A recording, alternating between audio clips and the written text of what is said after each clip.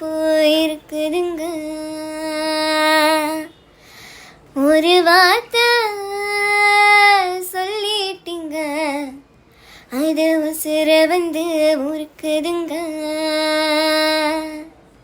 வந்து சொல்லாத உறவ இவன் இன்றோடு வளர்த்தா, அது தப்பான கருத்தா, தண்ணீரின் எழுத்தா.